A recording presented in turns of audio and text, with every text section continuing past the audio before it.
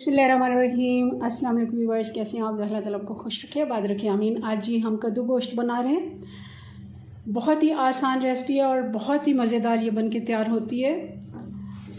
हर कोई अलग तरीके से बनाता है, मैं कैसे बनाती हूँ कद्दू गोश्त, चलें बनाना शुरू करते हैं। रेसिपी पसंद है लाइक करना मत भूलिएगा। आधा कप घी में हम 2 मीडियम साइज़ के प्याज फ्राई कर लेते हैं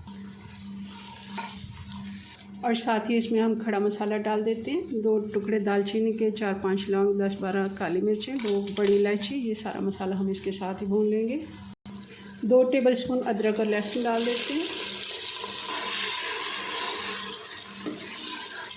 और अब मटन डाल देंगे इसमें।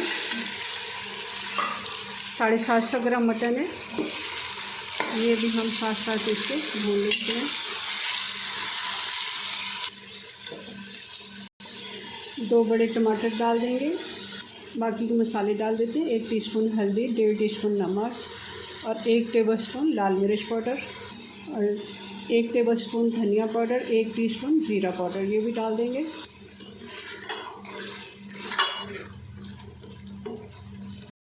गोश्त को मसाले के साथ 4-5 मिनट मैंने भून लिया। पानी डाल देंगे 1.5 गिलास जितना और ढक्कन लगा देते हैं। प्रेशर आने देंगे 15 मिनट के लिए। पानी काफ़ी हद तक खुश्क हो गया, थोड़ा बहुत रह गया और गोश्त भी हमारा अच्छे से गल गया।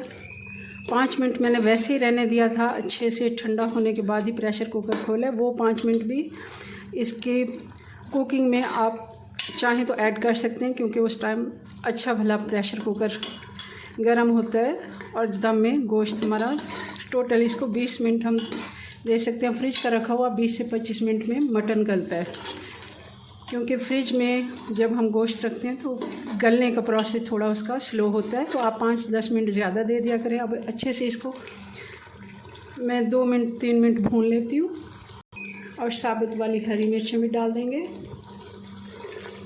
4 से 5 हरी मिर्चें मैंने डाल दी और साथ ही अब डाल देते हैं कद्दू।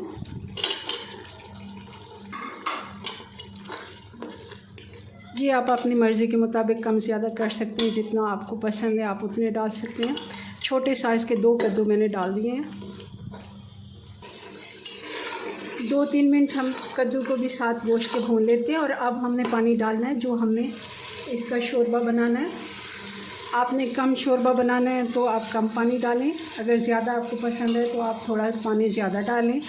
मैं 1 गिलास ही इसमें डाल रही हूँ और हल्की आंच पे आप चाहें तो इसको ऐसे ही ढक्कन कोई भी दूसरा लगा सकते हैं, कोई प्लेट के साथ ही इसको ढक दें। प्रेशर आप इसको ना भी लगाएं तो भी कद्दू हमारे नरम है, गल जाएंगे। मगर मैं इसको 5 मिनट का प्रेशर दोबारा से दे दूंगी, क्योंकि मुझे थोड़ा